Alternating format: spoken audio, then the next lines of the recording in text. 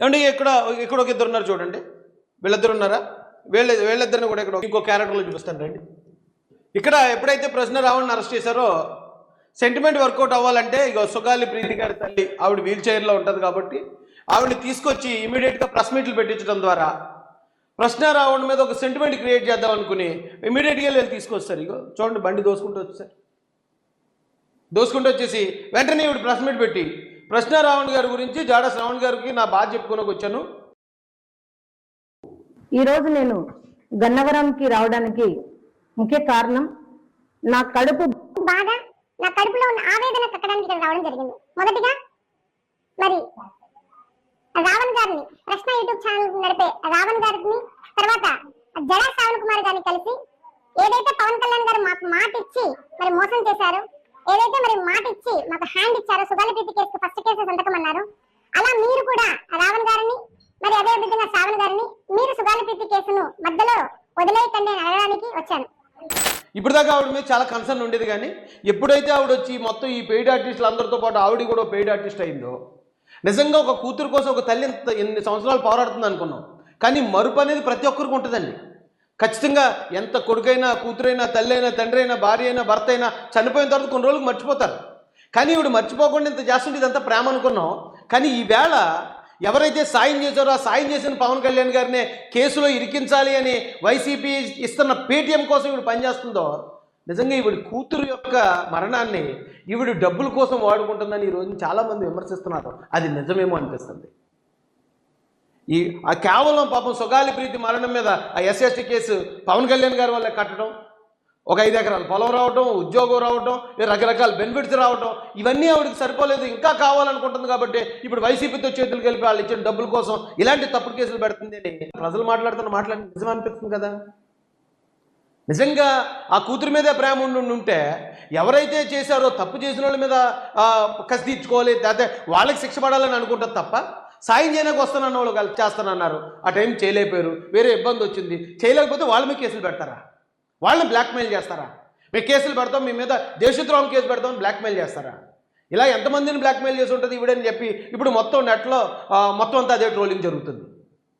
ఈవిడ ఇలాగే వాళ్ళ కూతురు చావును ఉపయోగించుకుని ప్రభుత్వాలను బ్లాక్మెయిల్ చేస్తుంది, నాయకులను బ్లాక్మెయిల్ చేస్తుంది, డబ్బులు తీసుకున్న తర్వాత సైలెంట్ అవుతుందని చాలామంది ఆల్రెడీ పోస్టులు పెట్టేశారు. మరి చూసేవాళ్ళకి కూడా అది నిజం అనిపిస్తుంది కదా. ఎందుకమ్మా ఇలాంటి పనులు? టీపీ నుంచి నాకు వచ్చిన ఫీడ్బ్యాక్ ప్రకారం ఇది పరిస్థితి, ఇలా ఉంది, వాళ్ళు ఇలా చేస్తున్నారు, మీరు ఇలా మాట్లాడండి అని అప్పుడున్న అందరికీ వస్తాయి కదా. వచ్చినప్పుడు నిజంగా ఒక రకంగా తప్పుగానే మాట్లాడాను అప్పుడు. అయితే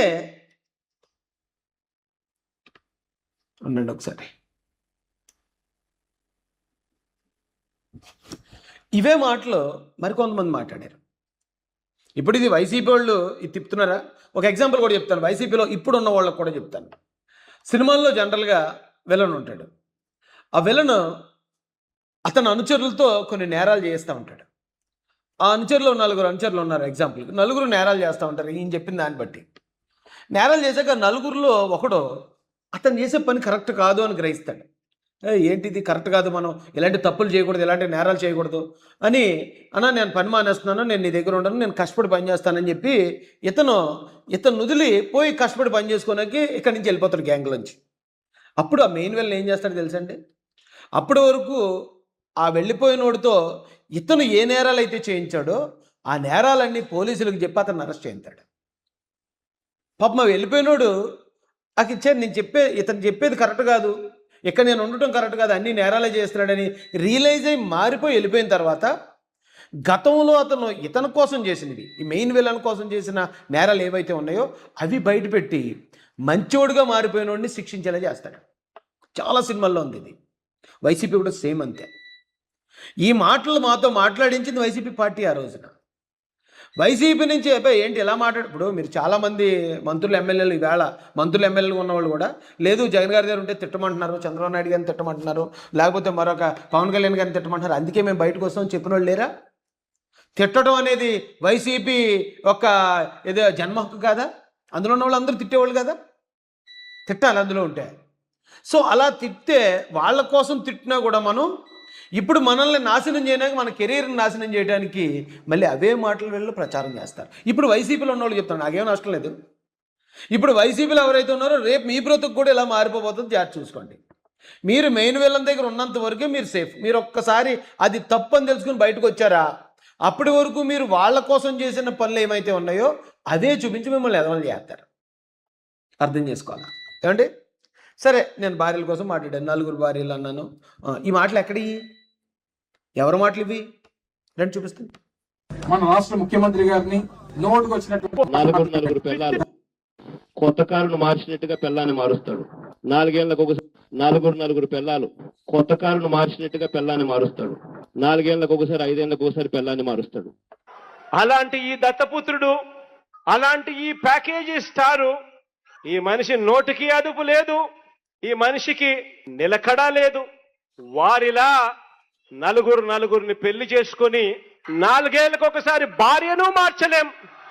ఈ దత్తపుత్రుడు ఇదే కార్యక్రమంగా పెట్టుకొని అమ్మాయిలను లోబర్చుకొని వారిని పెళ్లి చేసుకోవడం, 4 ఏళ్లు కాపురం చేయడం, మళ్ళీ వదిలేయడం. ఇదే కదండి, ఈ మాటల కోసం కదా నా మీద ఉపచట్టం పెట్టమంటున్నారు మరి వైసీపీ వాళ్ళు. నేను ఆల్రెడీ నా తప్పు తెలుసుకున్నాను. అక్కడి నుంచి నేను మళ్ళీ పవన్ కళ్యాణ్ గారి మీద ఎప్పుడు పర్సనల్ వ్యాఖ్యలు చేయలేదు. మొన్న ఎలక్షన్ ముందు కూడా ఏమంటే మేము ఓటు వేయమన్నాను, అంతే తప్ప పర్సనల్గా ఆయన్ని నేనేం దూషించింది లేదు, పర్సనల్గా ఆయన విమర్శించింది లేదు. కానీ జగన్ గారు అన్న మాటలు, నేను జగన్ గారు పార్టీలో ఉన్నప్పుడు మాట్లాడిన మాటలు, ఈరోజు నన్ను ఉపా చట్టం ప్రకారం అరెస్ట్ చేయమని అదే జగన్ గారి అనుచరులు పేటీఎం బ్యాచ్ ఏదైతే ప్రచారం చేస్తుందో, మరి జగన్ గారిని కూడా అరెస్ట్ చేయమంటారా? అదే మాటలు కదా. నేనేం మాట్లాడినా ఆయన ఏం మాట్లాడే అయ్యే కదా నేను మాట్లాడింది. అప్పుడు కూడా ఆ పార్టీలో వచ్చిన డైరెక్షన్ ప్రకారమే కదా మాట్లాడింది. ఒకసారి ఆలోచించండి. ఇవే మాటలు వైసీపీలో ఎంతోమంది మాట్లాడారు. ఇక నేను మెయిన్ లీడర్ని చూపించాను, మిగతా వాళ్ళు అందరూ కూడా అనవసరం అనుకోండి. ఎంతోమంది మాట్లాడారు. ఇక గోర్ఖా రమేష్ గారు అయితే చెప్పక్కర్లే, మీకు ఇందాక లైవ్లో కూడా చూపించాను వాళ్ళ మాటలు. మరి అరెస్ట్ చేయాలి రాజేష్ మాసాన్ అంటే నేను క్షమాపణ చెప్పాను, నేను మాట్లాడిన మాటలు తప్పని. జగన్ గారిని క్షమాపణ చెప్పానంటే పవన్ కళ్యాణ్ గారికి, లేకపోతే జగన్ గారి మీద ఉపచట్టం పెట్టాలో చెప్పండి. ఏంటయ్యా మీరు మీ ప్రచారాలు? మీరు చెప్పిన పని చేస్తే మళ్ళీ మీరే ఆ పనిని ఉపయోగించుకుని బ్లాక్మెయిల్ చేస్తారా? ప్రజల్లో మీరు చెప్పిన పని చేస్తే వైసీపీ కార్యకర్తగా నేను మాట్లాడిన మాటలని వైసీపీ వాళ్ళే ప్రచారం చేసి ట్రోల్ చేస్తారా? ఇవాళ నేనయ్యాను, రేపు ఇప్పుడు వైసీపీలో గొడవలు చెంపుకోవడం వాళ్ళు ఎవరన్నా ఏంటి గ్యారంటీ? ఈ గవర్నమెంట్ వచ్చిన తర్వాత ఇప్పుడు వరకు మా గవర్నమెంటే ఎప్పుడన్నా జగన్మోహన్ రెడ్డి గారి కోసం తప్పుగా మాట్లాడామా? మా నాయకులు కానీ మేము కానీ గారు అనే కదా పిలుస్తున్నాం. అధికారం వచ్చిందని మేము ఏమన్నా అడ్వాంటేజ్ తీసుకున్నామా? ఎవరినన్నా అవమానించామా? ఏ పార్టీ మీద కన్నా దాడులకు వెళ్ళామా? మా మీద దాడులు చేసిన వాళ్ళ మీద ఏమైనా కేసులు పెట్టామా?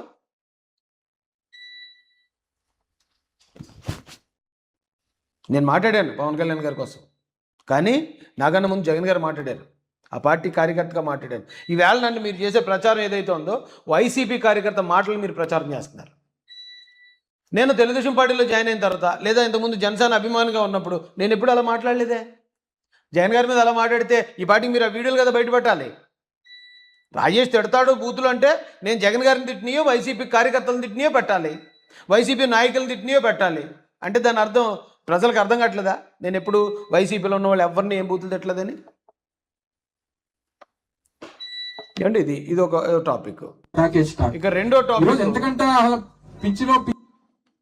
రెండో టాపిక్ వచ్చేటప్పటికి సుగాలి ప్రీతి కేసు. సుగాలి ప్రీతి కేసులో అంటే మనం యూట్యూబ్ జస్ట్ ఇలాగ ఆన్ చేస్తే న్యాయం జరిగే వరకు వైసీపీ తోడుగా ఉంటుంది. ఇది చూడండి ఎన్టీవీ. ఏమంటే తర్వాత పైన సుగాలి ప్రీతి కేసు వైసీపీ హయాంలోనే సాక్ష్యాలు మాయమయ్యాయని పవన్ కళ్యాణ్ గారిది. తర్వాత మోసం చేసావన్నా సుగాలి కేసులో టీడీపీ కీలక నేతలు ఉన్నారు, నీకు చేత కాకపోతే చెప్పొచ్చు కదా, పవన్ కళ్యాణ్పై సుగాలి ప్రీతి ఫైర్. ఆ తల్లి సుగాలి పార్వతి ఫైర్ అటండి. ఇది ఏ ఛానల్ అండి? సాక్షి ఛానల్. అందులో తెలుగుదేశం నాయకులు ఉన్నారటండి, అందుకని పవన్ కళ్యాణ్ గారు యాక్షన్ తీసుకోలేదట. అది చేత కాకపోతే చెప్పొచ్చు కదా. నిజంగా అందులో తెలుగుదేశం నాయకులు ఉంటే ఈ ఘటన జరిగింది ఎప్పుడండి? ఆ వివరాల్లోకి వెళ్దాం. ముందు కొన్ని తమ్మునేలు చూడండి. సుగాలి ప్రీతి కేసు మిస్టరీ వెనక దాగున్న రహస్యాలు తల్లి కథ సాక్షిలో. నమ్మక ద్రోహి పవన్పై సుగాలి తల్లి ఫిర్యాదు సాక్షిలో. పవన్ కళ్యాణ్ నీకు కరెక్ట్ మొగుడు తగిలాడు, నేను కూడా ప్రశ్నిస్తా, దమ్ముంటే అరెస్ట్ అయ్యి సుగాలి ప్రీతి తల్లి పార్వతి గారు. మీరు ఇలాంటివి చాలా చూడొచ్చండి. పవన్ కళ్యాణ్పై సుగాలి ప్రీతి తల్లి కేసు. పవన్కు రావణ్కు జడ శ్రవణ్ అంటే, పవన్కు రావణు జడ శ్రవణ్ అంటే ఎందుకు అంత భయం? సుగాలి ప్రీతి తల్లి గారు. సుగాలి ప్రీతి కేసు పీకే మాట తప్పాడా? మీరు చూస్తే ఈ తమ్నెల్స్ అన్ని చూస్తే ఏమనుకుంటామండి?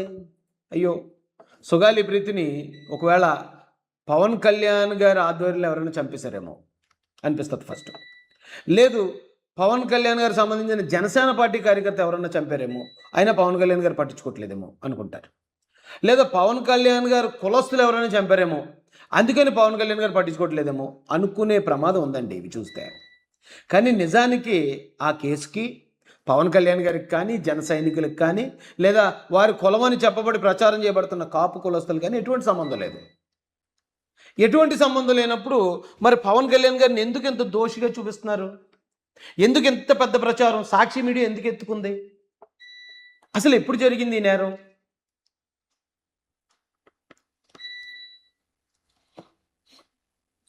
ఈ కేసు 2017 ఆగస్టు 19వ తారీఖున జరిగింది. 2017లో ఈ అమ్మాయి ఒక కాలేజీలో చదువుకుంటుందట, కాలేజ్ ఆర్ స్కూల్.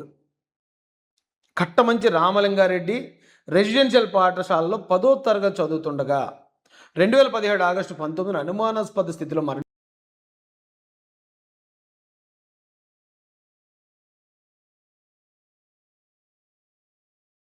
చూసిన తల్లిదండ్రులు ఆమెపై దారుణం జరిగిందని అనుమానించారు. కర్నూలు ప్రభుత్వ ఆసుపత్రి వైద్యులు, ప్యాథాలజీ విభాగాధిపతి కూడా అదే విషయాన్ని నివేదికలు పేర్కొన్నారు.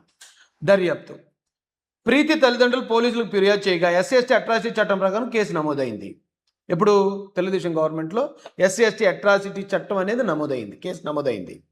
కర్నూలు జిల్లా కలెక్టర్ ఒక కమిటీని ఏర్పాటు చేసి ఆమె మృతదేహంపై గాయాలున్నాయని, అనుమానాస్పద పరిస్థితులు ఉన్నాయని పేర్కొన్నారు. కలెక్టర్తో కమిటీ కూడా ఏర్పాటు చేయడం జరిగింది. అందులో సిట్ ఏర్పాటు చేసి ఒక లేడీ ఏసీపీని కూడా ఇన్ఛార్జిగా ఇచ్చారు అప్పుడున్న తెలుగుదేశం గవర్నమెంట్. కేసులో పాఠశాల యజమాని కుమారులను అరెస్ట్ చేసిన వారు కేవలం 23 రోజులు జైల్లో ఉండి బెయిల్పై విడుదలయ్యారు. దీనిపై ప్రీతి తల్లిదండ్రులు నిరసనలు చేపట్టి కర్నూలు కలెక్టరేట్ ముందు ఆందోళన చేశారు. ఈ ఘటన అనంతరం జనసేన పార్టీ అధినేత పవన్ కళ్యాణ్ కుటుంబాన్ని పరామర్శించి ఆ కేసును సిబిఐ దర్యాప్తుకు అప్పగించాలని డిమాండ్ చేశారు. ఆ తర్వాత ఈ కేసు సిబిఐకి వెళ్ళింది. పవన్ కళ్యాణ్ గారు ఏం చేశారటండి? పోరాడారు. సుగాలి ప్రీతి కోసం జన సైనికులతో ఒక పెద్ద ర్యాలీ చేశాడు ఆయన, కొన్ని వేల మందితో. ఆ కేసుకి ఇమ్మీడియట్గా న్యాయం జరగాలని ఆయన ర్యాలీ చేశాడు. ఎందుకు? ఎప్పుడైతే ఈ కేసు జరిగిందో ఎంక్వైరీ పడింది, వాళ్ళని అరెస్ట్ చేశారు. ఎంక్వైరీ జరుగుతున్న క్రమంలోనే 6 నెలల ముందు ఎలక్షన్ అనౌన్స్ చేయడం సంథింగ్ జరిగింది. ఎలక్షన్ కోడ్ వచ్చేసింది. ఎలక్షన్ కోడ్ రావడంతో తెలుగుదేశం గవర్నమెంట్ దిగేసింది. ఆ ఎలక్షన్లో వైసీపీ గవర్నమెంట్ నెగ్గింది, వైసీపీ పార్టీ నెగ్గింది. 2019లో వైసీపీ నెగ్గిసింది. అప్పుడు కూడా నాకు బాగా గుర్తండి, 6 నెలలు ముందు వచ్చేసాయి ఎలక్షన్. ఇంకా 6 నెలల తర్వాత అనుకునే క్రమంలో 6 నెలల ముందు వచ్చేసాయి. వచ్చేయడంతో తెలుగుదేశం పార్టీ చేసిన ఎంక్వైరీ అక్కడికి అది స్టాప్ అవడం జరిగింది. వెంటనే జగన్మోహన్ రెడ్డి 150 మంది దీంతో నెగ్గేశాడు. నెగ్గేసిన వ్యక్తి 5 సంవత్సరాల పాటు అసలు కేసు జోలికి పోలేదు ఆయన. 5 సంవత్సరాలు.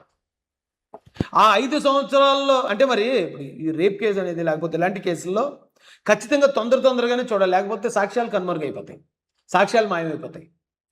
సో జగన్మోహన్ రెడ్డి గారు 5 సంవత్సరాలు పట్టించుకోలేదు. అప్పుడు పవన్ కళ్యాణ్ గారు ఏమంటే మీరు తొందరగా పట్టించుకోకపోతే సాక్ష్యాలు పోతాయి కదా అనే ఉద్దేశంతో ఆయన పెద్ద ర్యాలీ చేస్తే అప్పుడు ఏదో యాక్షన్ తీసుకున్నారని ఇక్కడ ఉంది. కానీ ఇప్పుడు చూస్తున్న వార్తలు ఎలా ఉన్నాయండి? మొత్తం దీనికి కారణం పవన్ కళ్యాణ్ గారే, లేకపోతే జనసేనే, లేకపోతే మరొకటి అన్నట్టు. ఎందుకు సార్ ఇంత ప్రచారం ఎందుకు జరుగుతుందండి? ఏంటి కారణం?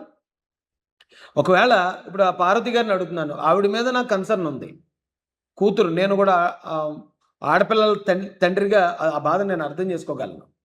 కానీ మనం ఎవరి మీద కోపం ఎవరి మీద చూపిస్తున్నాం? రాజకీయంగా మనల్ని మభ్యపెట్టేవాళ్ళు చాలామంది వస్తారు. అందులో వైసీపీ ముందు వరుసలో నిలబడుతుంది.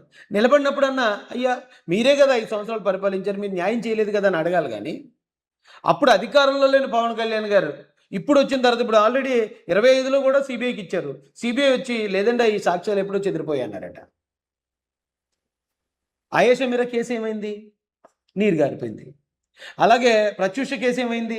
నీరు గారిపోయింది. ఇలాంటి కేసులు చాలా నీరు గారిపోతాయి. అంటే ఇన్ టైంలో కనుక ఎంక్వైరీ స్టార్ట్ చేసి దానికి జరగకపోతాయి. దానికి పవన్ కళ్యాణ్ గారు ఏం చేస్తారండి? జగన్మోహన్ రెడ్డి గారు 5 సంవత్సరాల పాటు ఈ కేసులో ఎటువంటి చర్యలు తీసుకోకపోతే ఇప్పుడు పవన్ కళ్యాణ్ గారిని తిట్టడం, ఆ కారణంగా ఇప్పుడు ఎవరో తిట్టి ఎవరో జైలుకి వెళ్ళటం ఏంటి? నువ్వు ఇదేదో పెట్టేదేదో సుగాలి ప్రీతి కేసు మీద నువ్వు పెట్టుండాలి, మోసం చేసావని పవన్ కళ్యాణ్ గారి మీద కేసు పెట్టడం ఏంటి? సుగాలి ప్రీతి తల్లి గారు వాడి మాటల్లో